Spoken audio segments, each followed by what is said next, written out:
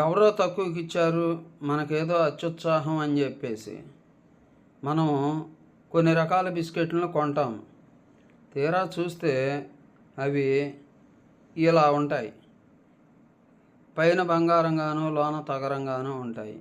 అందువల్ల మీరు ప్రతి వాళ్ళు కూడా ఇచ్చిన డబ్బులు కష్టపడ్డ డబ్బులు కాబట్టి చూసుకొని, నేను ముక్క దాచిపెట్టుకుంటాననే మాట పక్కన పెట్టి కొన్న ముక్కను రెండుగా కత్తిరించుకొని లేదా క్రాస్గా కత్తిరించుకొని చూసుకొని తీసుకోండి. 2 ముక్కలు కత్తిరించినా ఇంట్లో నష్టపోయేది ఏముండదు, బీరువాలో అలానే ఉంటుంది. మీరు ఇప్పుడు కొన్న ముక్కని ఎప్పుడో చూసుకున్న తర్వాత కత్తిరిస్తే ఇలా ఉంటే ఎవరు అమ్మారు, ఎవరు ఇచ్చారు అనే సమాధానం కూడా మీకు ఉండదు. దీన్ని బట్టి మీరు ఆలోచించుకొని బంగారం కొనేటప్పుడు మోసపోకుండా జాగ్రత్తగా కొనండి. ఇది నా విన్నపం.